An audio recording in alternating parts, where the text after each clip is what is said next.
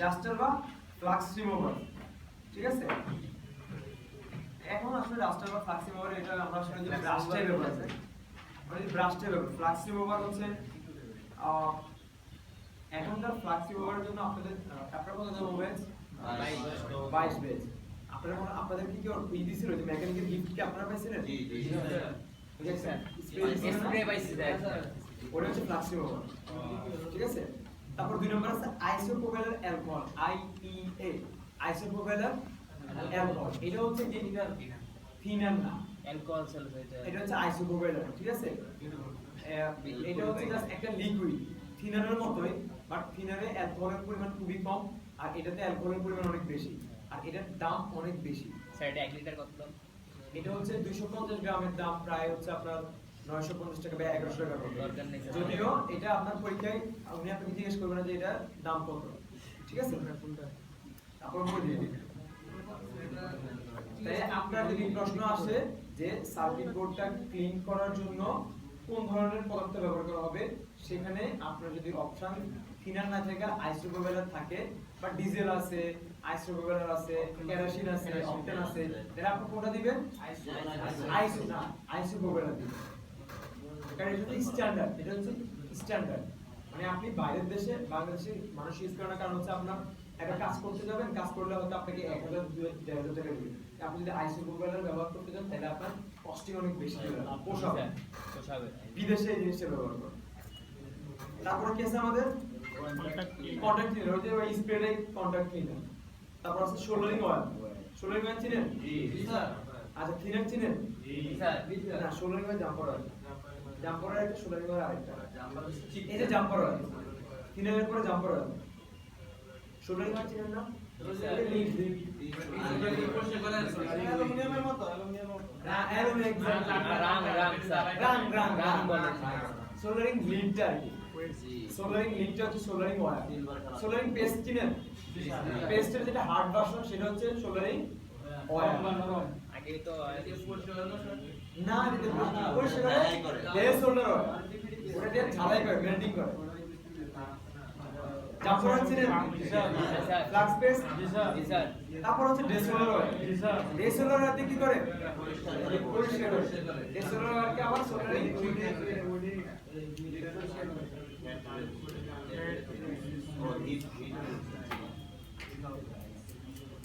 তিনজন এত কথা দিচ্ছে,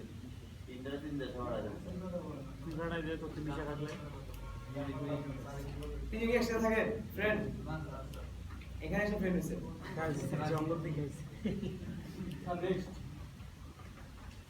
ডেসোলার অয়েল চিনেন সবাই? ডেসোলার অয়েলকে ডেসোলার উইক সোলারিং উইক, ঠিক আছে। তারপর আছে কি heat resistance tape, heat resistance tape তো সবাই চিনেন? জি স্যার। আচ্ছা তারপর আছে সোলারিং আয়রন বিট, স্যার এই যে স্যার এটা তোরা কে বলতে বলছে? বিটের ক্যাপসুল বলে। কিন্তু বড় কোম্পানি স্যার দেখায় দেন জানি না তো। স্যার বলুন। এই যে ওই যে স্যার দেখাচ্ছিল এই যে এটা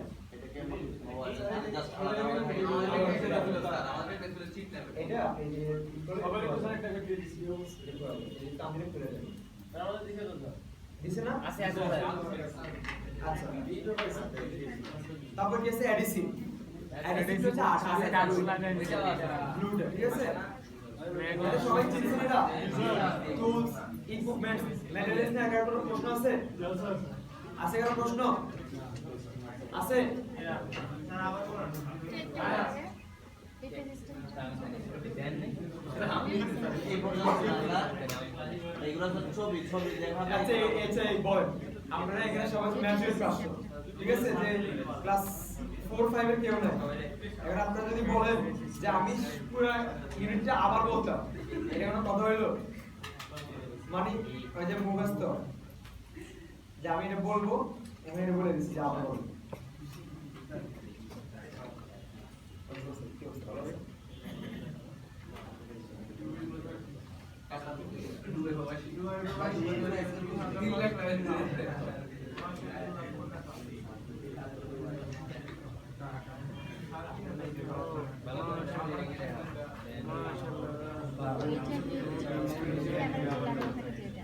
আচ্ছা ওই যে আপনার আইস কম্পোর্ট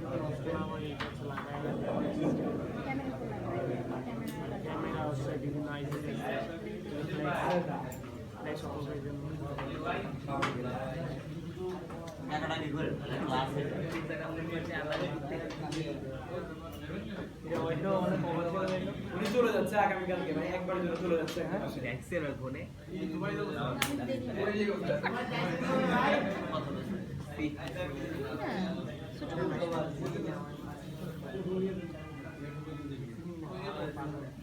আচ্ছা, তাহলে আমাদের দুইটা ইউনিট কমপ্লিট, ঠিক আছে? 3 নাম্বার ইউনিট আসে apply basic concept of electricity. Electricity concept আমাদের লাগবে, ঠিক আছে? ইলেকট্রিসিটি কনসেপ্টে লাগবে। কয় নাম্বার স্যার? স্যার কত নাম্বার পেজ এটা? এইটা পেজে যাওয়া লাগবে, 1 নাম্বার পেজে। ও আচ্ছা ওটা।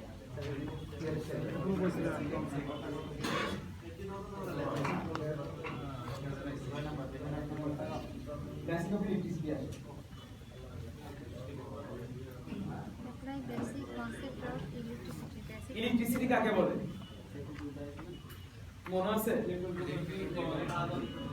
বিদ্যুৎ প্রবাহের হারকে ইলেকট্রিসিটি বলে, ঠিক আছে? আপনি তো কথা বলেন কেন? এই পিচ্ছি এই ছোট মানুষের সাথে কথা বলেন। এই পিচ্ছি এত কথা কিসে হ্যাঁ? এত বড় বড় বাইরে রয়েছে তার মধ্যে এই পিচ্ছি কথা কয়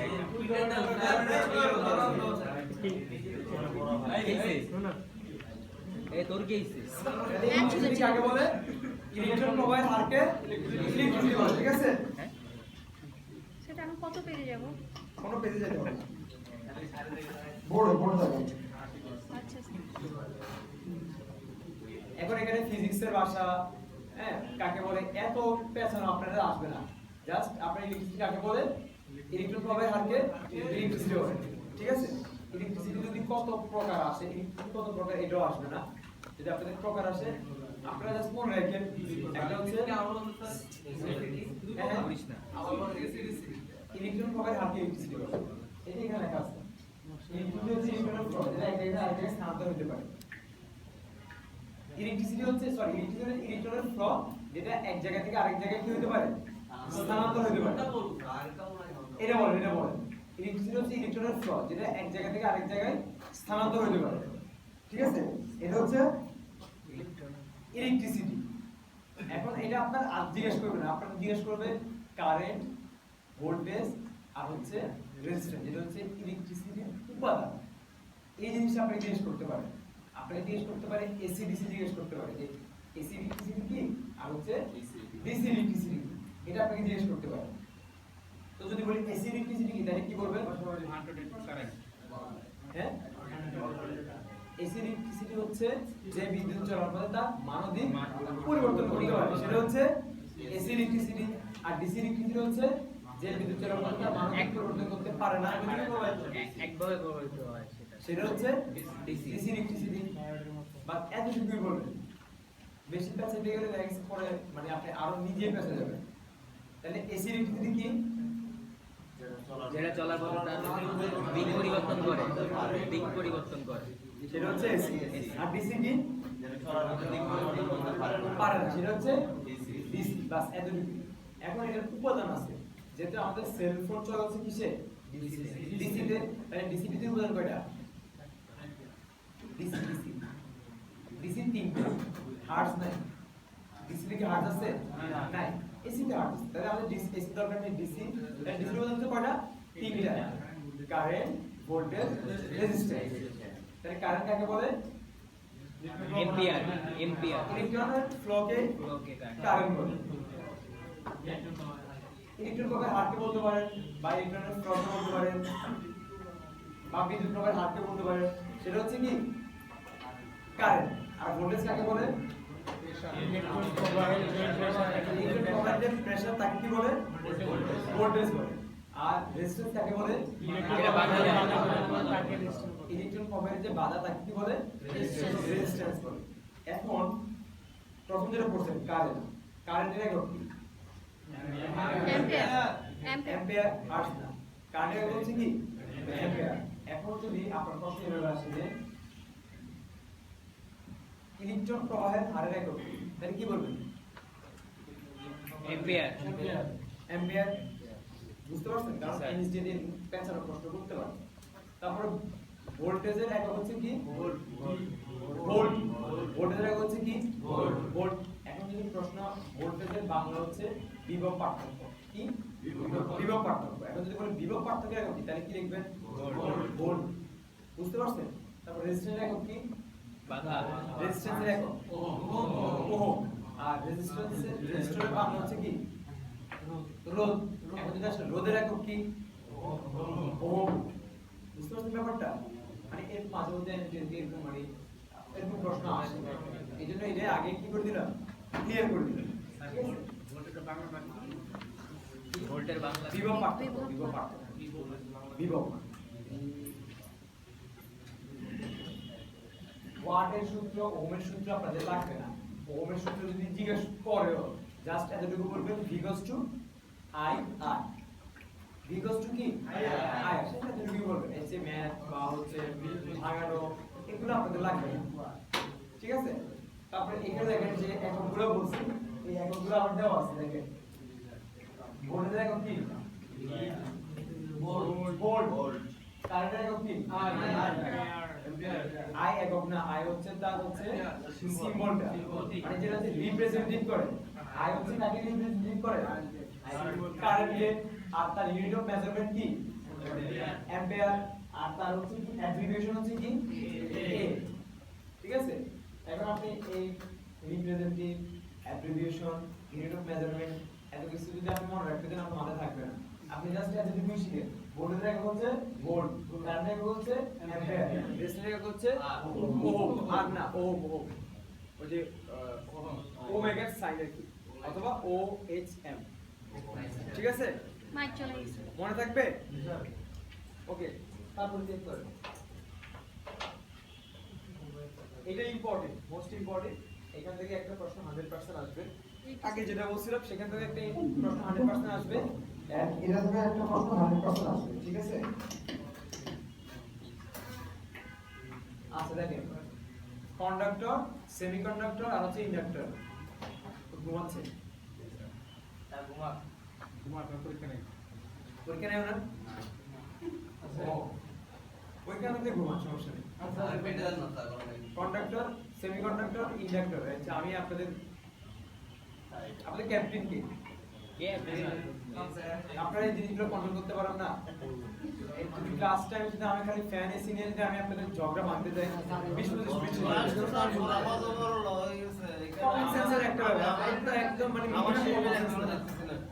মিনিমাম একটা কমন সেন্স না আপনাদের এইজন্য আমি বলছি ঠান্ডা লাগে তাদের গরম লাগে তাদের কি আপনারা এটা মানে আজকে ক্লাস শেষে একটা মিটিং করবে মিটিং করে একটা সলিউশন করবে আমি আপনাদের এগুলো ভাঙবো বাচ্চা বলাবেনের মতো যে ওর বাসি নিয়ে গেছে ওর খেলা নিয়ে গেছে এই এসি দাও এসি বন্ধ করো এই ফ্যান দাও ফ্যান বন্ধ করো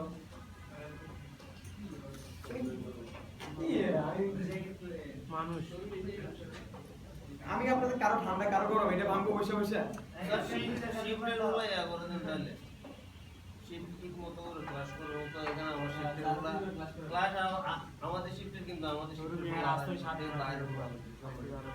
বললাম পর্যন্ত যদি কারো কষ্ট হয় অন্তত এই একটা ঘন্টার জন্য একটু জিম গিয়ে বসে থাকে ভালো কথা বলছে 4টা পর্যন্ত 1:30 পর্যন্ত এখন আর 2 মিনিট ক্লাস করা হবে 2 মিনিট ক্লাস করার পর আপনাদের আধা ঘন্টা ব্রেক মানে নামাজ পড়তে হবে না নামাজের পরে আবার ক্লাস শুরু করব 2:30 আড়াইটা 3টা 4টা যার যে যখন থাকবে ক্লাস করা হবে 4টায় ক্লোজ করে দেবে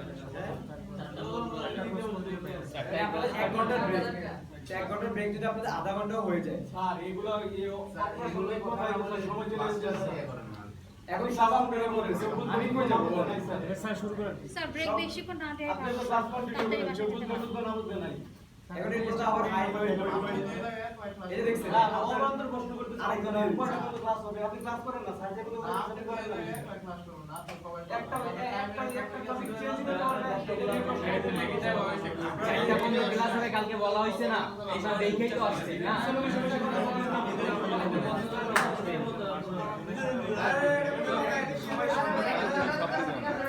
কথা বলিস না। এরকম তো ফ্রাঞ্চাইজ লাগে গেছে বুম মার আর সব তো আমরা কোনো দেখে শুনে শিখতে পারবো না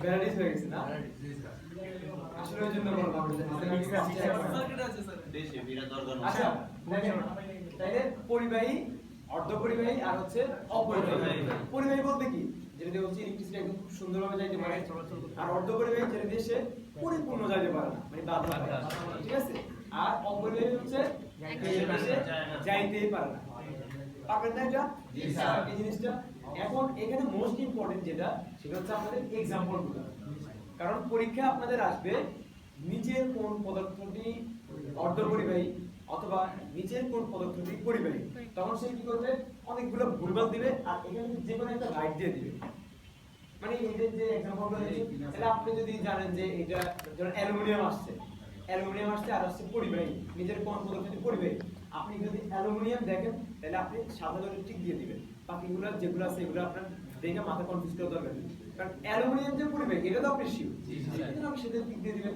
তারপর ধরুন আসছে আপনার অর্ধপরিবাহী এখন সেখানে আসছে কি জার্মানিয়াম অথবা সিলিকন আসছে তাহলে আপনি একদম দেখার সাথে কি করবেন সিলিকনে একটা টিক দিয়ে দিবেন বাস ক্লিয়ার ব্যাপারটা এইজন্য আপনার एग्जांपल গুলো দেখানো এটা বেশি ইম্পর্টেন্ট যে পরিবাহীর एग्जांपल কি অর্ধপরিবাহীর एग्जांपल কি তারপর হচ্ছে অপরিবাহীর एग्जांपल কি ঠিক আছে এটা একটু দেখবেন এটা কিন্তু 100% একটা না একটা প্রশ্ন এখান থেকে আসবে তিনটার থেকে একটা প্রশ্ন 100% আসবে তারপর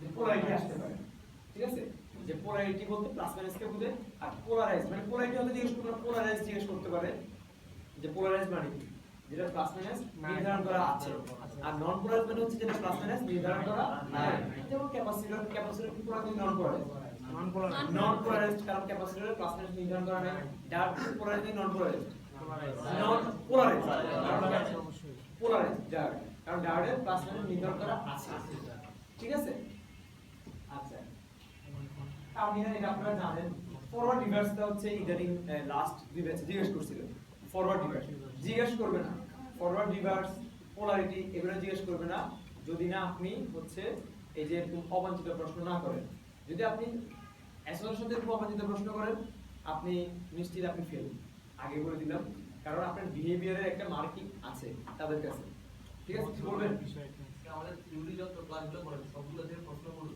হ্যাঁ মিক্স হ্যাঁ এখন বলেন না যে স্যার আইফিক্স পাস মনে গিয়ে এনএসডি তে বলে আসছে যে থিওরি থেকে প্রশ্ন করতে এটা আইফিক্স পাসে এখানে কোনো হাত নাই সারা বাংলাদেশে সেম কোশ্চেনের প্রশ্ন হবে এবং কি শুধু লেভেল 1 না লেভেল 2 তো থিওরি লেভেল 3 তো থিওরি লেভেল 4 ও থিওরি তারপর প্র্যাকটিক্যাল থিওরির উপরে না প্র্যাকটিক্যাল তো আছে মোবাইল ফোন লাগায় কারণ স্ট্যান্ডার্ড আপনি যদি না জানেন আপনি একটা কাস্টমার কিভাবে কনভিন্স করবেন কাস্টমারের প্রবলেমটা আপনি ব্যাখ্যা যদি দিতে না পারেন আপনি কাজ খুব ভালো জানেন আপনি জানেন এটা দেখে বুঝে গেছেন এটাই সমস্যা বাট আপনি যে কি সমস্যার সলিউশন করতেছেন এটার ব্যাখ্যাটাকে দিতে পারতেছেন বা এই প্রবলেমটা আপনি কাউকে বুঝাইতে পারতেছেন না তাহলে তো আপনার হবে না বাইরে বাংলাদেশে যদি আপনি কোনো মধ্যে হচ্ছে টাকা ঢোকা দিয়ে চলে যেতে পারেন বাইরে যেহেতু এটা কারিগরি মানে স্ট্যান্ডার্ড ফলো করা ইউএস স্ট্যান্ডার্ড সেক্ষেত্রে আপনি এটা পসিবল না বুঝতে পারছেন এখন মনে রেখে কিভাবে রাখবেন স্যার এইটা তার আমি জানি মনকে বলেন আচ্ছা তাহলে ফরওয়ার্ড বেসটা হচ্ছে কি আপনার প্লাসের সাথে প্লাস মাইনাসের সাথে মাইনাস হয় তাহলে সেটা হচ্ছে ফরওয়ার্ড আর রিভার্স বেসটা হচ্ছে ওই যে প্লাসের সাথে মাইনাস এখন এটা কেন লাগবে এটা লাগবে হচ্ছে যখন আপনি মাইক পরিমাপ করতে যাবেন মাইকটা কারণ আমরা জানি মাইক পরিমাপ করতে হয় কিভাবে রিভার্সে রিভার্সে আপনি কত পাবেন 600 থেকে 1800 দিয়ে পাবেন এবং মাইকটাকে ফরওয়ার্ড চেক করতে হবে একবার ফরওয়ার্ড চেক করলে পাবেন কত 1000 প্লাস বা ওয়েল মাইকটাকে দুইভাবে পরিমাপ করতে হবে ফরওয়ার্ড এন্ড রিভার্স দুইটাতে ফরওয়ার্ডে পাবেন হচ্ছে কত 1000 প্লাস বা ওয়েল আর রিভার্সে পাবেন 600 থেকে 1800 ঠিক আছে যদি এটা মানে মনে রাখতে না পারেন লিখে রাখতে পারেন সমস্যা নেই এর নোট করা আছে স্যার নোট করা আছে আলহামদুলিল্লাহ রিভার্সে 600 থেকে 1800 রিভার্সে 600 থেকে 1800 ফরওয়ার্ডে 1000 প্লাস বা ওয়েল ফরওয়ার্ডে সবকিছুতেই আচ্ছা এই যে শর্ট সার্কিট ঠিক আছে শর্ট সার্কিটের ব্যাপারটা হচ্ছে কি এখানে আপনার সার্কিট এতগুলো জিজ্ঞেস করবে না শুধুমাত্র সিরিজ প্যারালাল জিজ্ঞেস করতে হবে সিরিজ প্যারালাল ঠিক আছে সিরিজ সার্কিট হচ্ছে কি এই সার্কিটে বিদ্যুৎ চলাচলের পথ কয়টা থাকে একটাই থাকে ঠিক আছে আর প্যারালাল হচ্ছে যে সার্কিটে বিদ্যুৎ চলাচলের পথ অধিক থাকে একের অধিক থাকে মানে অনেকগুলো ওয়ে থাকে বিদ্যুৎ চলাচল, সেটা হচ্ছে প্যারামিটার। এটাও জিজ্ঞেস করবে না, তারপরও যদি জিজ্ঞেস করে যাতে আপনারা পারেন, মানে এখন পর্যন্ত জিজ্ঞেস করে নাই। এসএমডি জিজ্ঞেস করে, ঠিক আছে? এসএমডি বলতে কি বুঝে, অথবা এসএমডির ফুল ফর্মটা জিজ্ঞেস করবে, সারফেস মাউন্টিং ডিভাইস অথবা মাউন্টেড ডিভাইস, ঠিক আছে? এসএমডি। সাববোর্ড। আর আপনার হচ্ছে এসএমডি, এসএমডি হচ্ছে সারফেস মাউন্টিং ডিভাইস।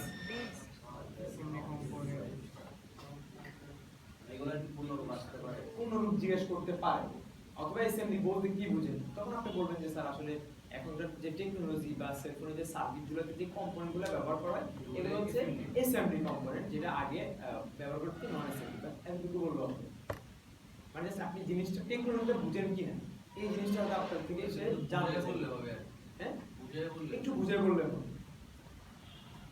তারপর কম্পোনেন্ট আসে, ট্রান্সফরমার লাগবে না, রেজিস্টার লাগবে। রেজিস্টারটা আমরা একটু আগে জানছি, রেজিস্টারের কাজ হচ্ছে কি বিদ্যুৎ প্রবাহটা বলতে হবে। আপনি যদি শুধু লেখেন যে রেজিস্টারের কাজ হচ্ছে বাধা প্রদান করা, তাহলে কিন্তু হবে না। রেজিস্টারের কাজ হচ্ছে কি বিদ্যুৎ প্রবাহকে বাধা প্রদান করা, বিদ্যুৎ প্রবাহটা বলতে হবে, বিদ্যুৎ প্রবাহকে বাধা প্রদান করা রেজিস্টারের কাজ, ঠিক আছে? রেজিস্টারের কালার যদি আসে, কালার কি দিবেন? কালো দিবেন, ঠিক আছে? রেজিস্টার কালো হইতে পারে, সাদা হইতে পারে, কারণ হচ্ছে নরমালি হচ্ছে আপনার ফিউজেবল রেজিস্টারগুলো সাদা কালারের হয়, ঠিক আছে? কালো হইতে পারে, সাদা হইতে পারে। টার্মিনাল এগুলো লাগবে না, ইউনিট তো আপনারা জানেন কি ও, আর প্রকার লাগবে না। ক্যাপাসিটরটা আসে, ক্যাপাসিটর থেকে একটা না একটা প্রশ্ন আসে প্রতিবার। এই কেমন হচ্ছে ধরেন ক্যাপাসিটরের কাজ জিজ্ঞেস করতে পারে, ক্যাপাসিটরের কাজ যদি আসে আপনারা বলবেন, এখানে যেটা লেখা আছে সেটাও বলবেন, আর একটা কথা অবশ্যই অ্যাড করবেন যে সার্বক্ষণিক চার্জ এবং ডিসচার্জ হবে। চার্জ ডিসচার্জ যেটা আপনারা জানেন মিনি ব্যাটারির মধ্যে সার্বক্ষণিক চার্জ এবং ডিসচার্জ হয়, এবং কি সার্কিটে কি করে কিছু পরিমাণ চার্জ ধরে রাখে, ওই এটা বললো হবে কিছু পরিমাণ চার্জ সামান্য সময়ের জন্য চার্জ ধরে আবার কি করে দেয়, ডিসচার্জ করে দেয় ক্যাপাসিটরটা। এই এরকম একটা প্রশ্ন আসতে পারে। আবার আসতে পারে সার্কিট বোর্ডে কি ধরনের ক্যাপাসিটর থাকে, নন পোলারাইজড, ঠিক আছে? তারপর হচ্ছে আবার এই সিরামিক ক্যাপাসিটর, সার্কিট বোর্ডে যে ক্যাপাসিটর আছে এগুলো কি সিরামিক। তো আপনারা যদি প্রশ্ন যদি দেখেন যে আপনার মাল্টিপল চয়েস থাকে, সেখানে যদি আপনার নন পোলারাইজড শুধু থাকে, হ্যাঁ সিরামিক না থাকে, তাহলে নন পোলারাইজড ঠিক দিবেন। আর যদি হচ্ছে নন পোলারাইজড না থাকে, শুধু সিরামিক থাকে আর অন্যগুলো থাকে, তাহলে কোথায় ঠিক দিবেন? সিরামিক। মনে থাকবে? নামাজের টাইম দিব? ভালো করে বলছেন। আচ্ছা, নামাজ সবাই একটু নামাজ পড়ে শুরু, রমজান মাস নামাজটা পড়লেন, আমরা তারপরে শুরু করবো, রাত থেকে শুরু করবো।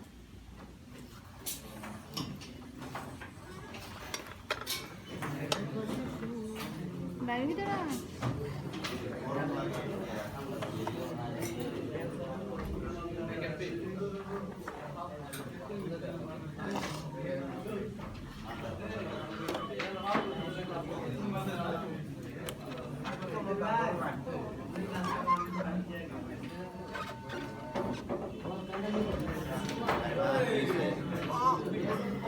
এই মারামারি করিস না।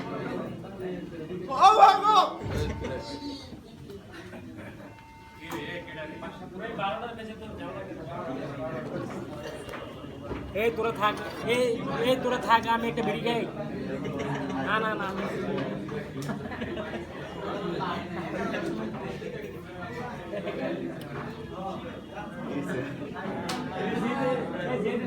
मारे रे के बताई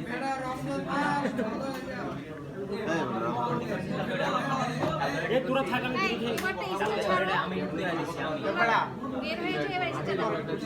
তোরা গোসল করাস না কদিন ধরে, এই যে ঈদে একটা আমার গোসল করা আরে এটা, আরে এটা, গরমে আমার আরে এটা আমার গরমে কান বাইরে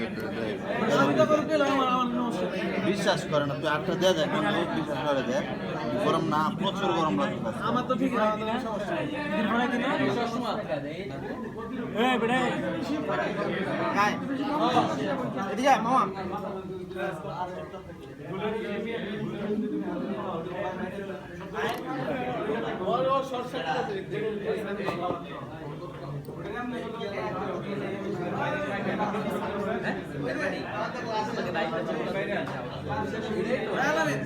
এগুলা আমার ক্লাস করছে কার্ড দিছে হ্যাঁ আপনি নিছেন হ্যাঁ জামাতে জানাই দিও এই তোরা থাক আমি বিড়ি খাই যাবো কিন্তু আরে